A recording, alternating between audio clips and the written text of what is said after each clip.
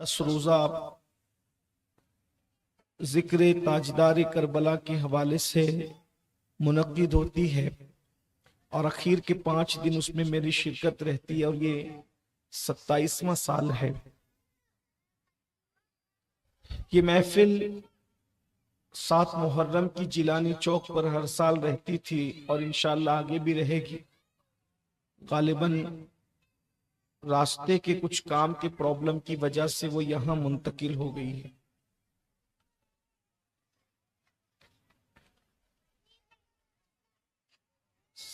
سات راتوں سے ہمارے علماء الگ الگ عنوان پر گفتگو کر رہے تھے اور آج میرے ساتھ آپ کی یہ 10 محفلوں کی پہلی ملاقات ہے۔ اس میں میں نے ایک آیہ کریمہ کے حصے کی تلاوت کی ہے اور ترمذی شریف سے ایک حدیث مبارکہ کے کچھ حصے کو پڑھنے کا شرف حاصل کیا ہے۔ اسلام جو ہے وہ یہ درس دیتا ہے کہ ہمارے یہاں عبادت صرف ایک ہی ہوگی، دوسرے کسی کی گنجائش نہیں ہے عبادت کے معاملے میں، اور محبت کچھ لوگوں کی اس مذہب میں فرض ہے۔ عبادت میں کسی کی گنجائش نہیں، عبادت میں کوئی نہیں سوائے اللہ، اللہ کے سوا کسی کی عبادت نہیں ہوگی۔ لیکن کچھ ہستیاں ہیں جن کی محبت کا حکم خود اللہ نے دیا ہے، اور جب تک ہم ان سے اپنی اولاد سے زیادہ، اپنی جان سے زیادہ، اپنے ماں باپ سے زیادہ، اپنے مال سے زیادہ اور سب لوگوں سے زیادہ جب تک ان سے پیار نہیں کریں گے، ان سے محبت نہیں کریں گے، دل کے اندر ایمان داخل نہیں ہو سکتا۔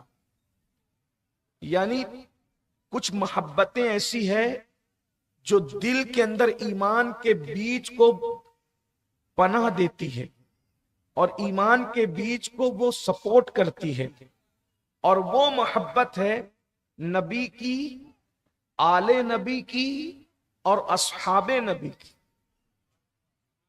ان محبتوں کو لازم پکڑنا ہوگا۔ آل نبی اور اصحاب نبی کی محبت نبی کی محبت کے ساتھ لازم ہے، بلکہ اللہ کے رسول صلی اللہ علیہ وآلہ وسلم نے فرمایا کہ ہر چیز کی ایک اساس ہوتی ہے۔ اساس یعنی بنیاد۔ آپ نے کبھی نہیں دیکھا ہوگا کہ کوئی اچھی عمارت بغیر بنیاد کے بنی ہو۔ بنیاد کے بغیر کوئی عمارت نہیں بن سکتی، اور جو عمارت بنیاد کے بغیر بنے وہ کبھی بہت دنوں تک رہ نہیں سکتی۔ تو اللہ کے حبیب صلی اللہ علیہ وآلہ وسلم فرماتے ہیں ہر چیز کی بنیاد ہے، اور دین کی بھی بنیاد ہے، اسلام کی بھی بنیاد ہے، اور اسلام کی بنیاد یہ ہے کہ آل نبی اور اصحاب نبی سے شدت سے محبت کی جائے، سچی محبت کی جائے۔ اب ان کی محبت کا ذکر ہم کرتے ہیں اس لیے کہ محبت اسی وقت پیدا ہو سکتی ہے جب ہم ان کا ذکر کثرت کے ساتھ کریں، ان کا ذکر کریں، ان کی یاد کریں، ان کا تذکرہ کریں، ان کے بارے میں فضائل و کمالات ذکر کیے جائیں کہ ان کی محبت ہمارے دلوں کے اندر پیدا ہو، بلکہ محبت کیا، ان کا عشق ہمارے دلوں میں پیدا ہو۔ ہم لوگ جو کربلا والوں کی داستان ہر سال سنتے ہیں، میں سمجھتا ہوں کہ شاید شہر مالیگاؤں کے کسی مذہبی محفل میں اتنے لوگ شہر کے ایک ساتھ جمع نہیں ہوتے جتنا امام کے ذکر کی محفل کے اندر لوگ ذوق و شوق کے ساتھ شریک ہوتے ہیں۔ اس کی وجہ یہ ہے کہ دلوں کے اندر محبت نبی اور آل نبی ہے، اور ہم جن کی محبت میں جمع ہوتے ہیں یہ کون لوگ ہیں؟ پہلی بات میں آپ کے سامنے تھوڑا سا آگے بڑھتے ہوئے عرض کروں، اللہ تبارک و تعالی وہ ہے جو لوحدہ لا شریک ہے، اس کا کوئی شریک نہیں، اس کا کوئی جسم نہیں، اس کا کوئی جسم نہیں، اس کا کوئی ثانی نہیں، وہ تصور میں نہیں آتا، وہ تخیل میں نہیں آتا، وہ زبان میں نہیں آتا، وہ بیان میں نہیں آتا، وہ خریدا نہیں جا سکتا، وہ بیچا نہیں جا سکتا، اسے کھلایا نہیں جا سکتا، اسے پلایا نہیں جا سکتا، اسے لایا نہیں جا سکتا، اسے لے جایا نہیں جا سکتا، اسے اٹھایا نہیں جا سکتا، اسے ڈبایا نہیں جا سکتا، جو اٹھا لیا جائے وہ خدا نہیں ہوتا، جو ڈبا دیا جائے وہ خدا نہیں ہوتا، جو لایا جائے وہ خدا نہیں ہوتا، جو لے جایا جائے وہ خدا نہیں ہوتا، جو خریدا جائے وہ خدا نہیں ہوتا، جو بیچا جائے وہ خدا نہیں ہوتا، جو تصور میں آئے وہ خدا نہیں ہوتا، جو تخیل میں آئے وہ خدا نہیں ہوتا، جو زبان میں آئے وہ خدا نہیں ہوتا، جو بیان میں آئے وہ خدا نہیں ہوتا، جو انسان کی عقل میں آئے وہ خدا نہیں ہوتا۔ خدا وہ ہے جو تصور سے وراء الورا ہے، خدا وہ ہے جو آنے اور جانے سے پاک ہے، خدا وہ ہے جو خود نہیں کھاتا کائنات کو کھلاتا ہے، خدا وہ ہے جو خود نہیں پیتا کائنات کو پلاتا ہے، خدا وہ ہے جس کو دودھ پینے کی حاجت نہیں بلکہ وہ گوبر اور خون کے بیچ میں دودھ کو پیدا کرتا ہے، نہ اس کے اندر خون کا رنگ آنے دیتا ہے نہ گوبر کی بو آنے دیتا ہے، دونوں کے بیچ میں دودھ رہتا ہے۔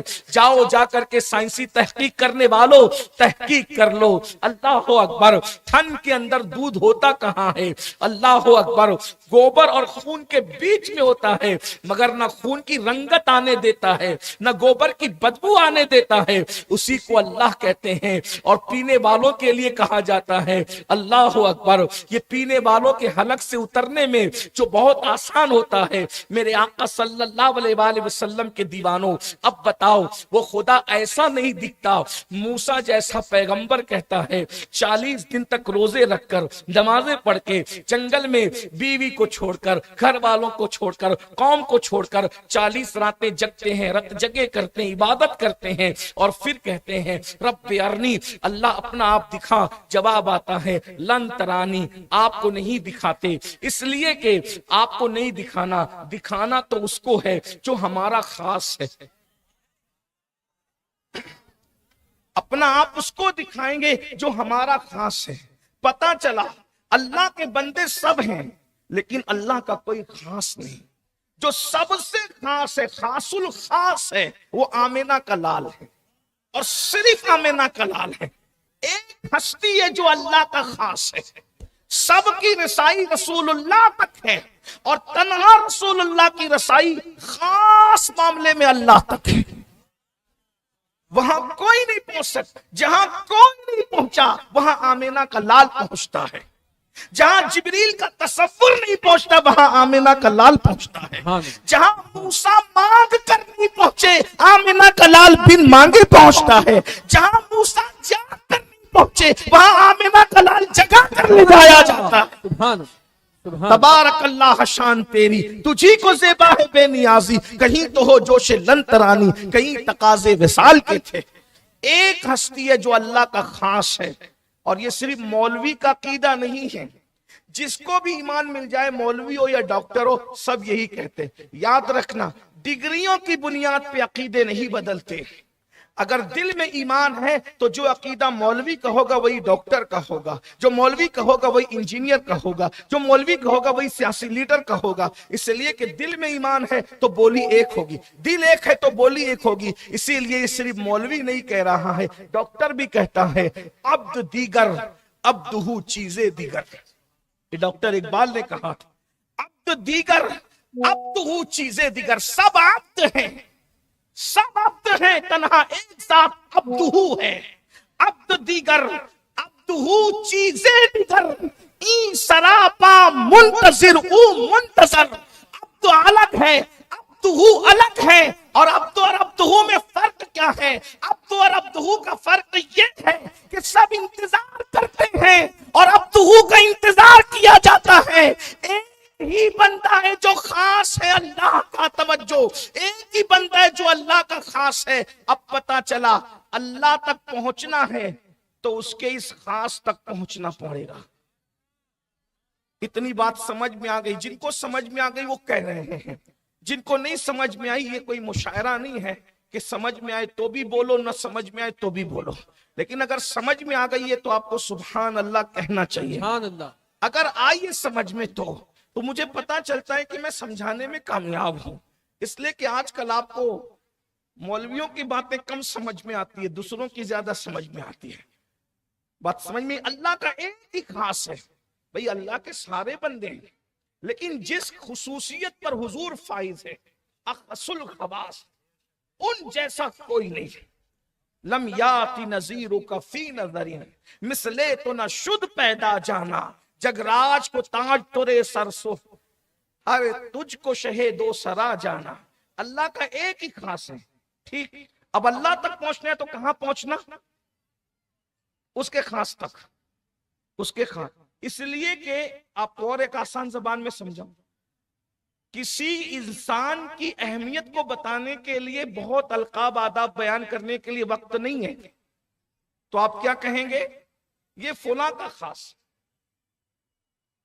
یہ حافظ رفیق فلاں لیڈر کے خاص ہے، یہ مولانا غفران شیخ الاسلام کے خاص ہے، یہ حافظ مقصود قائد ملت کے خاص ہے، یہ قاری نور محمد تاج الشریعہ کے خاص ہے۔ آپ نے خاص کہہ دیا، خاص کیا تو میٹر ختم ہو گیا۔ سمجھ میں آتی ہے؟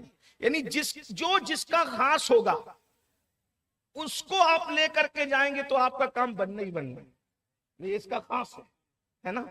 تو اللہ کے یہاں کام کون بنا رہا ہے؟ بولو، اللہ کے کام کون بنا رہا ہے؟ حضور بنا رہے کہ وہ اللہ کے سب سے خاص ہے۔ لیکن اس خاص تک پہنچنے کے لیے بھی تو کوئی خاص چاہیے، اس خاص تک پہنچنے کے لیے ان کا بھی تو کوئی خاص ہوگا۔ ہر خاص کا کوئی نہ کوئی خاص ہوتا ہے۔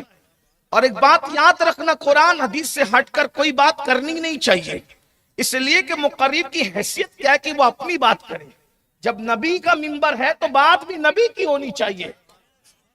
اللہ کے خاص کون ہے؟ رسول اللہ۔ اور میں نے آیت آپ کے سامنے پیش کرنے، اللہ خود فرماتا ہے سبحان الذی اسری بعبدہ، یہ ہی بتا رہا ہے کہ وہ خاص ہے، اور کلمے کا عبدہ بتا رہا ہے کہ وہ خاص ہے۔ جب کلمے نے بتا دیا کہ اللہ کا خاص کون، کسی نبی کا کلمہ عبدہ نہیں تھا۔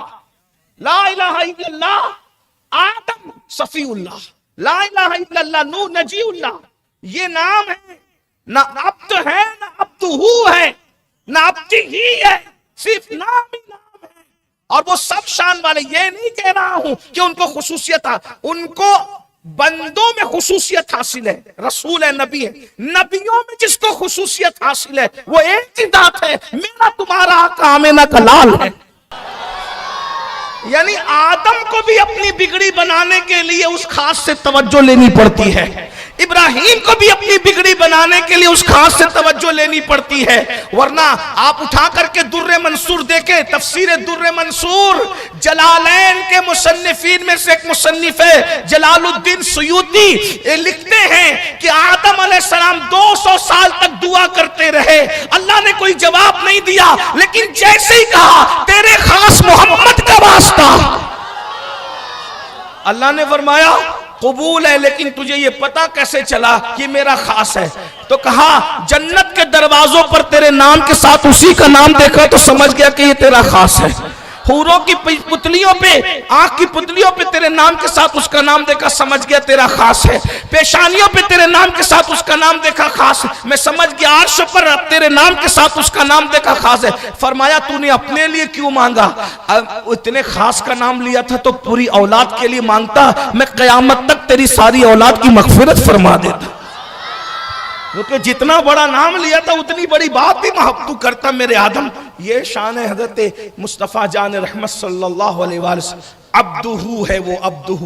لیکن اب آپ کو اللہ کا خاص پتہ چل گیا، حضور کے خاص لوگ بھی ڈھونڈنا پڑے گا، اور ان کے پاس پہنچے پھر اپنا ہی اپنا ہے سب، دنیا اپنی، عقبہ اپنی، قبر اپنی، حشر اپنا، سب اپنا ہی اپنا، لیکن ڈھونڈنا پڑے گا ان اللہ کے رسول کے خاص کون ہیں، کون خاص ہے۔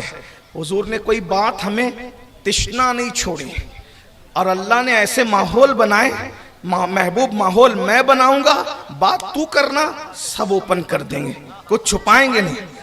جو چھپایا جاتا ہے وہ مذہب نہیں ہوتا، اور جو مذہب ہوتا ہے وہ چھپایا نہیں جاتا، بات ہمیشہ یاد رکھنا۔ جو لوگ تقیہ کی بات کرتے، تقیہ کوئی مذہبی نہیں ہوتا، اس لیے کہ وہ چھپی ہوئی چیز ہے، اور جو چھپایا جائے وہ مذہب نہیں ہوتا، اور جو مذہب ہوتا ہے وہ چھپایا نہیں جاتا۔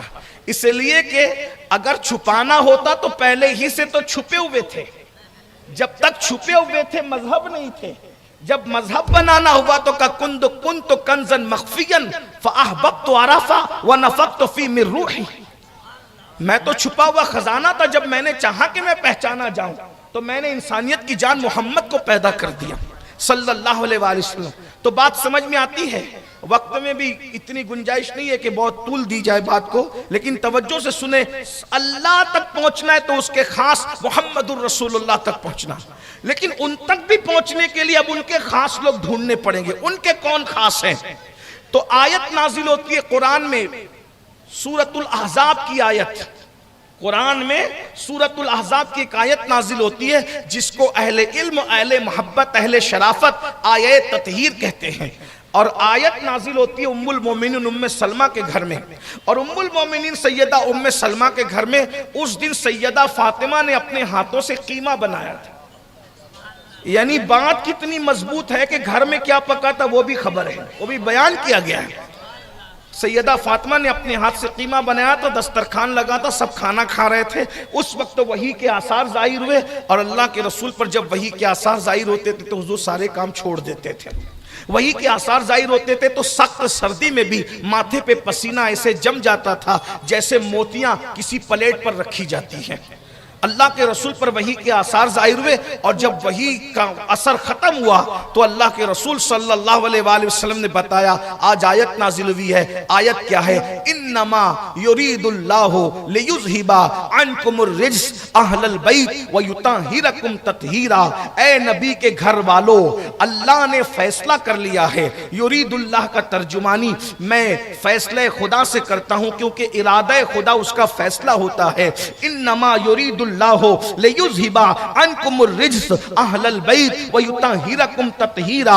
اے نبی کے گھر والو، اے نبی کے گھر والو، اہل البیت، اہل البیت کا اطلاق اب کسی کے گھر والوں پر نہیں ہوتا، صرف نبی کے گھر والوں پر ہوتا ہے۔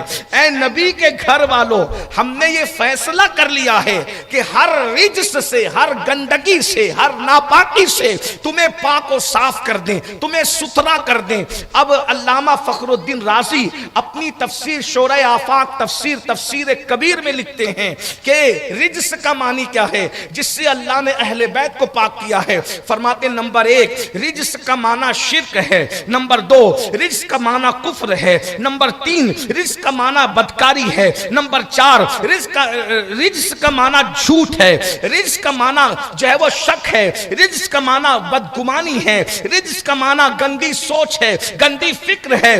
اللہ فرما رہا ہے تمہیں ہر رجس سے پاک کر دیں گے، یعنی اے اہل البیت ہم تمہیں شرک سے، کفر سے، بدکاری سے، زنا سے، ہر گندگی سے، حتیٰ کہ اسلام کے خلاف تمہارے دل میں جو شک آتا ہے عام لوگوں کے دل میں، اس شک سے بھی ہم اہل بیت کو پاک کر دیں گے۔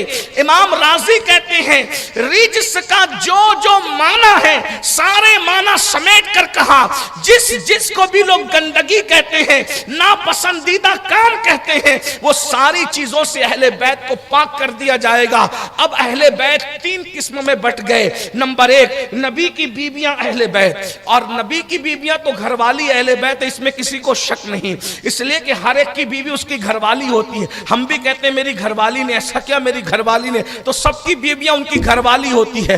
تو بیویاں گھر والی تھی، لیکن اور کون گھر والا ہے اب یہ بتانے کی بات آئی، تو اس میں اب 4 لوگوں کو نبی نے ساتھ لیا، وہ بات بعد میں کروں گا۔ اس کے بعد اب ان 4 لوگوں کی نسل قیامت تک جو رہے گی، اصل رجس سے ان کو پاک کیا 4 لوگوں کو، اور اب جو قیامت تک ان کے نسلیں ہیں تو اتنی پاکی اور طہارت تو ان کے ساتھ نہیں ہے جیسے ان کی ہے، لیکن ان کے صدقے میں ان کو بھی اس کا کچھ حصہ نصیب ہوگا۔ اتنی طہارت تو نہیں ہوگی جتنی ان کی ہے، کیونکہ یہ اصل ہے اور وہ نسل ہے، تو نسل اور اصل میں فرق لگا، لیکن رجس کی پاکی ان کو بھی نصیب ہوگی۔ جو جتنا اللہ رسول سے قریب ہوگا اتنا اس کو رجس سے اللہ تبارک و تعالیٰ پاک فرمائے گا۔ لیکن اب یہاں امہت المومنین یہ 4 اور وہ پوری نسل، تو امہت المومنین اور پوری نسل کے بیچ میں یہ 4 جب آیت نازل ہوئی یرید اللہ لیذہب عنکم الرجس اہل البیت ویطہرکم تطہیرا، جو آیت میں نے پڑھی، تو اس دن اللہ کے رسول نے دائیں طرف سیدہ فاطمہ کو بٹھایا، سیدہ کائنات کو فاطمۃ الزہرا کو، بائیں طرف مولا علی کو بٹھایا، امام حسن اور امام حسین کو اپنی گود میں بٹھایا اور گود میں بٹھا کر کے ایک چادر لی، وہ چادر خیبر سے آئی ہوئی تھی، اس کو کالے رنگ کی چادر تھی، حضور کو کالی رنگ کی چادر بہت پسند تھی اور اس پر اونٹ کے کجاووں کی تصویر بنی ہوئی تھی، یعنی کہ کتنی باریکی سے بات بیان ہو رہی ہے، ایسے اٹھ پٹانگ باتیں نہیں ہوتی۔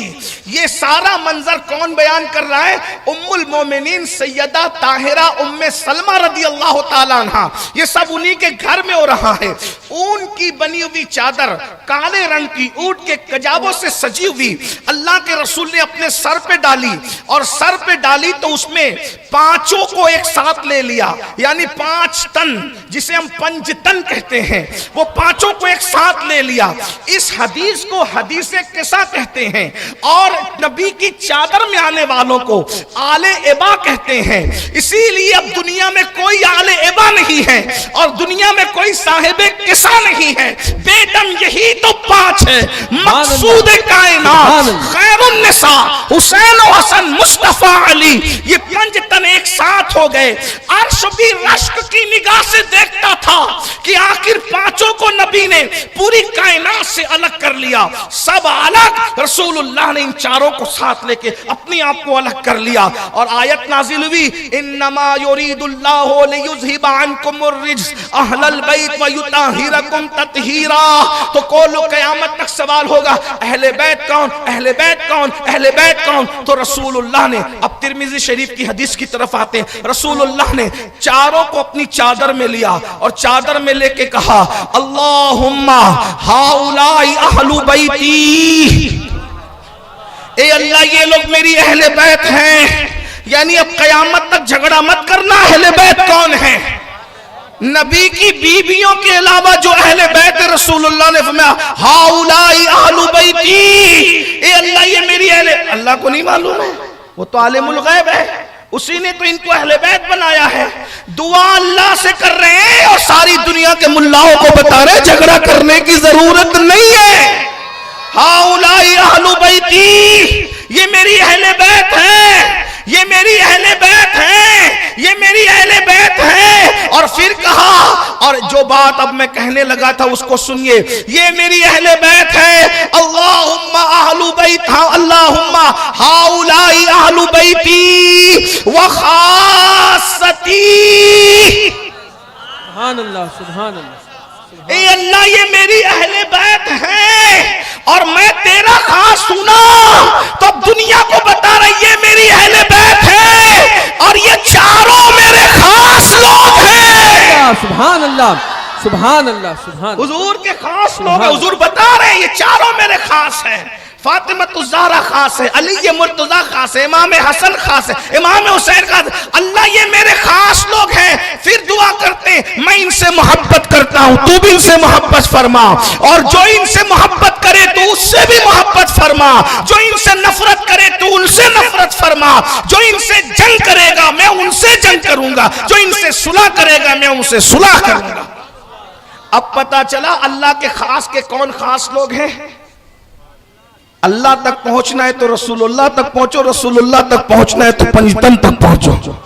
پنجتن تو اصول برکت کے لیے کہہ رہا ہوں، ورنہ یہ 4 تن ہے، 4 تن کو الگ کرنا مناسب نہیں سمجھتا، یہ پنجتن پاک تک پہنچو۔ کیسے خاص لوگ ہیں اب تھوڑا سا عرض کر دیتا ہوں کیسے، تاکہ کل سے ہم ڈائریکٹ کربلا کے واقعات جیسے ہم ہر سال سنتے سناتے ہیں ویسے سے۔ لوگوں کو یہ بھی حیرت ہے بھئی ہر سال سننے میں کیا ملتا ہے، میں نے کہا جو سنتے ہیں ان کو کیا ملتا ہے ان سے پوچھو۔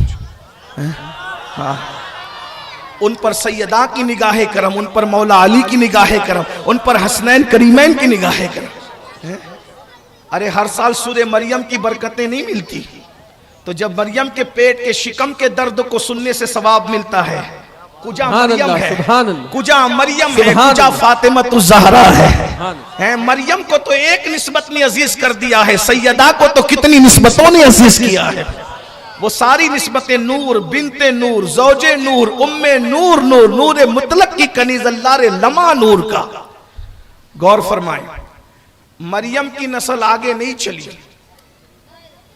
نسل مریم آگے کسی کی مدد نہیں کر سکتی، لیکن نسل فاطمہ تو قیامت تک کے لیے قائم و دائم ہے۔ مریم کے باپ عمران ہے، سیدہ فاطمہ الزہرا کے بابا مصطفیٰ جان رحمت ہے۔ مریم کی ماں ہے اللہ اکبر، عمران کی بیوی اور سیدہ فاطمہ کی امی ہے، جن کو اللہ عرش سے سلام نازل فرماتا۔ خدا عرش سے جس کو سلام بھیجے اسے سیدہ فاطمہ کی امی کہتے ہیں۔ یہ بخاری شریف کی حدیث ہے۔ عرش سے جس کو تسلیم نازل ہوئی، جس کو اللہ عرش اعظم سے اللہ جسے سلام بھیجے، سیدہ فاطمہ کی امی۔ تو اللہ کے رسول کے یہ خاص لوگ ہیں، سیدہ فاطمہ الزہرا یہ خاص لوگ۔ میں ایک روایت پڑھتا ہوں، اندازہ ہو جائے اللہ آپ کے دلوں میں، ہماری نسلوں کی دلوں میں محبت نبی اور آل نبی پیدا فرمائے۔ احترام صحابہ کے ساتھ اللہ میں سچی محبت اہل بیت عطا کرے۔ دنیا میں کوئی عورت ایسی نہیں ہے جو ایک مہینے تک پوری نماز پڑھے۔ حیا کے پردے میں بات رکھنی ہے، آپ سمجھنے والے سمجھتے ہیں۔ دنیا میں کوئی عورت ایسی نہیں ہے کہ جو بچے کی ولادت کے بعد فوراً نماز پڑھے۔ کائنات میں ایک ہی ہستی ہے جس نے مہینہ بھر نماز پڑھا، کبھی نماز ترک نہیں ہوئی۔ عورتیں جن نجاست اور جس گندگی سے گزرتی ہے مہینے میں، ایسی کوئی نجاست سیدہ کے قریب نہیں۔ کیوں؟ اس لیے کہ اللہ نے ان سے ہر گندگی کو پاک کر دیا تھا۔ وہاں گندگی تھی نہیں۔ توجہ کرنا، میں آگے اس سے بڑی بات بھی پڑھنے لگا ہوں حدیث کی روشنی میں، لیکن سنیں اس کو۔ 15 رمضان المبارک کو، رمضان شریف کے 15ویں روزے کو ظہر کے بعد امام حسن کو جنم دیتی ہے، اور عصر کی نماز میں سیدہ فاطمہ مصلی پر نظر آتی ہے۔ ظہر بعد بچے کو جنم دیا، عصر کے بعد مصلی پر نظر آتی ہے، اور ٹھیک 50 دن کے بعد امام حسن ماں کے شکم میں آ جاتے ہیں۔ امام حسن کی ولادت کے 50 دن کے بعد امام حسین اپنی ماں کے شکم میں آ جاتے ہیں۔ امام حسین 50، کوئی بچہ پہلے بچے کی ولادت کے 50 دن کے بعد شکم مادر میں نہیں آتا۔ وہ آپ سائنس پڑھتے پڑھاتے ہیں، آپ جانتے رہتے ہیں۔ اور دوسری بڑی بات، اگر آ بھی جائے تو خاص بات، بچہ 7 مہینے کا جب تک نہیں ہوتا اس وقت تک وہ دنیا میں نہیں آتا۔ 7 مہینے سے پہلے پیدا ہوتا ہے تو بچہ جیتا نہیں ہے۔ اور جو بچے ستواسے ہوتے ہیں، یعنی 7 مہینے کے ہوتے ہیں، وہ بھی بالکل کلنگ ٹینگ ہوتے ہیں، بیمار پڑے رہتے ہیں، بعد میں بھی جو ہے وہ بہت ان کے ساتھ مسائل ہوتے ہیں۔ 9 مہینے کا پورا بچہ ہوگا تو جیے گا، اور 7 کا ہوگا تو بھی جیتا ہے، لیکن ادھر ادھر ہوتا رہتا ہے، دائیں بائیں ہوتا رہتا ہے، موت و حیات کی کشمکش میں بہت دن چلتا رہتا ہے۔ کمزوری تو اس کا ساتھ چھوڑتی ہی نہیں چند دنوں تک۔ لیکن امام حسین اور حضرت یحییٰ علیہ السلام، یہ 2 ہستیاں ایسی ہیں جو صرف ماں کے پیٹ میں 6 مہینے رہے اور دنیا میں آ گئے، اور ان کو کوئی بیماری نہیں تھی، وہ صحیح سلامت تھے، تندرست تھے۔ یہ خاص لوگ ہیں حضور کے، اللہ کے رسول کے خاص۔ میں اس پر پوری زندگی کہتا رہوں نا کہ خاص لوگ ہیں، اس لیے کہ حضور علیہ السلام کا جو عام آدمی ہے اس کا کوئی مقابل نہیں ہے نا۔ ابھی میں اگر وقت ہوتا تو میں آپ کو سمجھاتا کہ حضور کا عام آدمی کون ہے۔ اگر آپ کو کہیں تو میں سمجھاؤں آپ کو، تو مجھے جو عنوانات آپ نے دیے بہت سارے، پھر میں وہ نہیں بیان کر سکوں گا۔ بہت ساری چٹھیاں آئی تھی، میں نے سوچا اس کو لوں، لیکن اب وقت میں گنجائش نہیں، تو میں آپ کو سمجھاتا ہوں حضور کا عام آدمی کون، سمجھنا، پھر آپ کو سمجھ میں آئے گا حضور کا عام آدمی کون۔ اللہ کے رسول کا وصال ہو گیا، حضور کا عام آدمی، ٹھیک۔ کچھ لوگ باتوں باتوں میں کہتے ہیں حضور کا ادنا صحابی، میں نہیں کہتا، اس لیے کہ جو صحابی ہو وہ کبھی ادنا نہیں ہو سکتا۔ حضور کی کوئی چیز ادنا نہیں ہے، حضور کی کوئی چیز ادنا نہیں ہے، ٹھیک ہے نا۔ میں آپ کو سمجھاتا ہوں خاص لوگ کا مطلب کیا ہے۔ اگر میں اس کو سمجھا لوں اور آپ کے دل و دماغ میں بیٹھ جائے اور عظمت نبی اور آل نبی آپ کے دل میں پیدا ہو جائے تو انشاءاللہ میری بھی نجات اور آپ کی بھی نجات ہے۔ اور یہی کوشش ہے، باقی اور کیا ہے۔ صرف نوکری کرنے لگے اہل بیت کی، ان کی غلامی کرنے آئے ہیں، اور کوئی بات نہیں ہے۔ یہ حدیث 1450 سال پہلے کی ہے، میں کوئی نہیں پڑھ رہا ہوں۔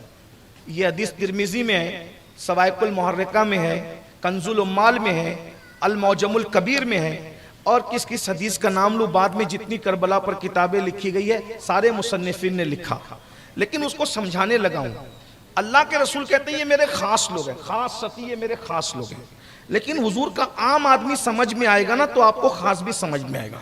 حضور نے پردہ فرمایا، اللہ کے رسول کا وصال ہوا، حضور علیہ الصلوۃ والتسلیم کا جسم اطہر 3 دن تک حضور کے حجرے میں رکھا رہا، یعنی حضور کا پیر کے دن وصال ہوا، پیر کا پورا دن حضور کے حجرے میں رہا، منگل کے دن بھی رہا، اور بدھ کو شام کے وقت حضور علیہ السلام کو قبر انور میں رکھا گیا۔ وصال کے 3 دن کے بعد رکھا گیا۔ یہ 3 دن کیوں لگے اس کو بھی پہلے میں آپ کے سامنے رکھ دوں۔ کچھ لوگوں کا خیال ہے کہ سب چھوڑ چھاڑ کے بھاگ گئے تھے اس لیے 3 دن وہ رکھا رہا، یہ جھوٹ ہے، لعنت اللہ علی الکاذبین، کوئی چھوڑ کے نہیں بھاگا تھا اور وہاں بھاگنے والے لوگ بھی نہیں تھے۔ اصل میں یہ تھا کہ حضور علیہ السلام کا حجرہ آپ دیکھ رہے ہیں، اللہ نے جن کو دکھایا ہے وہ تصور میں لائیں۔ ابھی حضور علیہ السلام کا جو مزار ہے وہ 2 حجروں کا مجموعہ ہے، ایک سیدہ فاطمہ کا حجرہ ہے، ایک سیدہ عائشہ کا۔ اس وقت جس دن حضور کا وصال کے بعد جسم رکھا تھا حجرے میں، وہ ایک ہی حجرہ تھا، صرف سیدہ عائشہ کا، یعنی موجودہ حجرے کا آدھا حصہ تھا۔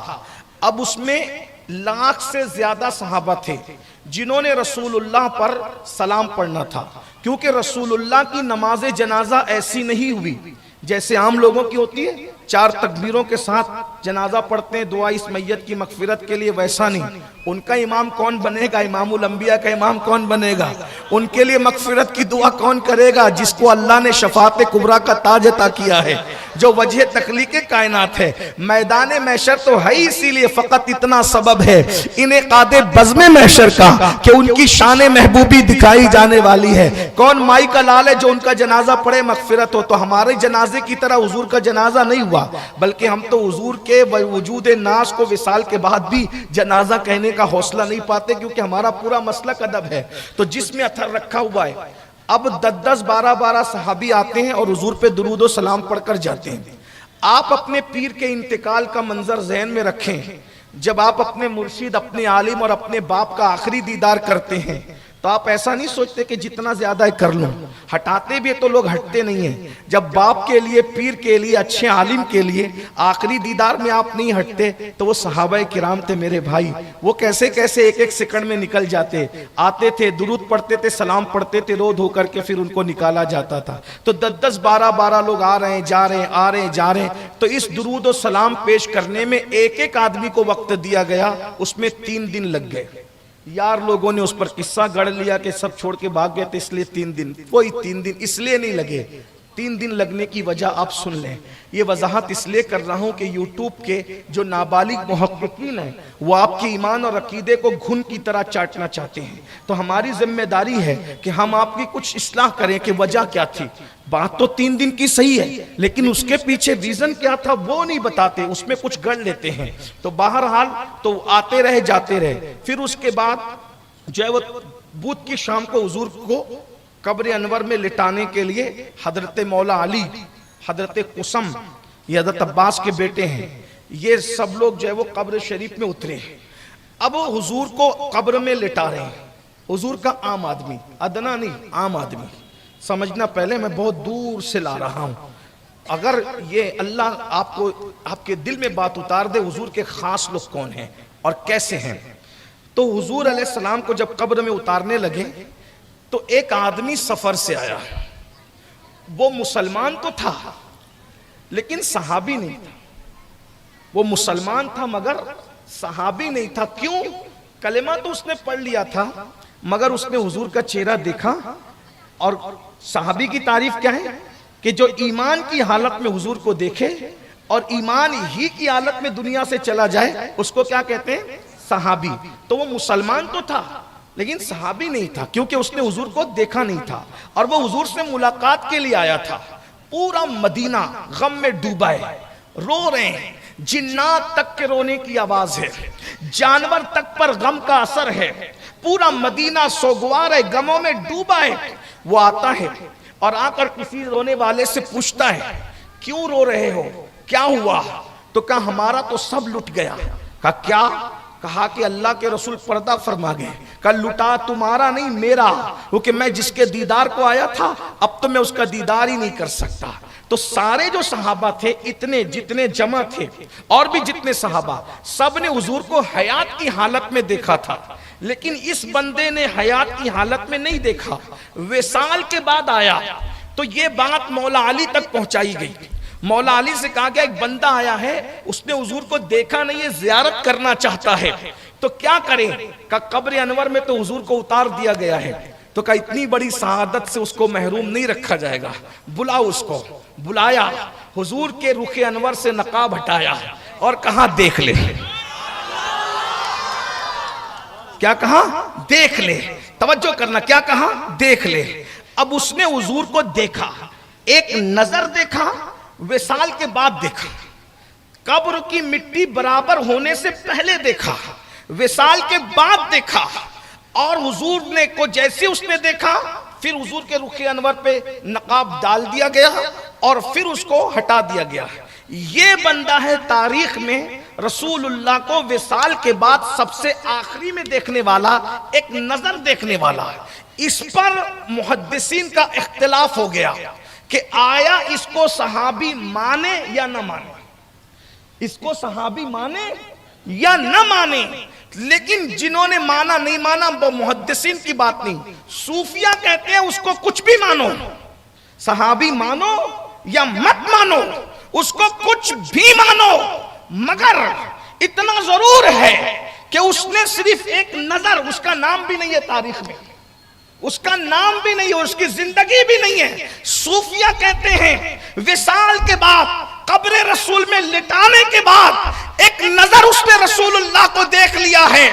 وہ ایک عام آدمی, صحابہ کی جماعت میں ایک عام آدمی جس کی صحابیت پہ کلام ہے کہ وہ صحابی ہے کہ نہیں ہے, اس کے بارے میں صوفیہ کہتے ہیں ایک سیکنڈ کے لیے اس کی نظر رسول اللہ کے چہرے پہ پڑ گئی, اب اس کا مرتبہ سارے ولیوں سے بڑا ہے, سارے اقطاب سے بڑا ہے, سارے کلندروں سے بڑا ہے, سارے ابدالوں سے بڑا ہے. صحابہ کے بعد جتنے مراتب ہیں ان میں سب سے بڑا مرتبہ غوث, قطب, کلندر, 40 سال تک عشاء کے وضو سے پڑھنے والا, جو نماز پڑھتا ہے 40 سال تک عشاء کے وضو سے فجر کی نماز, وہ ولی ہو, یا 70 سال جنگلوں میں عبادت کرنے والا ولی ہو, وہ بھی اس کے مرتبے کو پہنچ نہیں سکتے. کیوں؟ کیونکہ اس نے ایک مرتبہ آمنہ کے لال کو دیکھا, اس لیے اس کے مرتبے کو کوئی ولی, کوئی غوث, کوئی کلندر, کوئی قطب نہیں پہنچ سکتا. مجھے بتاؤ جو ایک نگاہ رسول اللہ پہ ڈال لے اس کا یہ مقام ہے. اب سنو, رسول اللہ جس نالین کو اپنے پیر میں پہن لے تو پھر انسان کہتے ہیں جو سر پہ رکھنے کو مل جائے نالے پاک حضور تو پھر کہیں گے کہ ہاں تاجدار ہم بھی ہیں. اب مجھے بتاؤ جب رسول اللہ کے اس عام آدمی کی یہ شان ہے, عام آدمی کی, تو اور صحابہ کی شان کیا ہوگی؟ جو صحابہ میں عام صحابہ ہوتے ہیں ان کی شان کیا ہوگی؟ جب عام صحابہ کی یہ شان ہے تو پھر رسول اللہ کے گھر والے اہل بیت کی شان کیا ہوگی؟ اور جب نبی کی اہل بیت کا یہ مقام ہے تو اہل بیت میں جو 4 خاص لوگ ہوں گے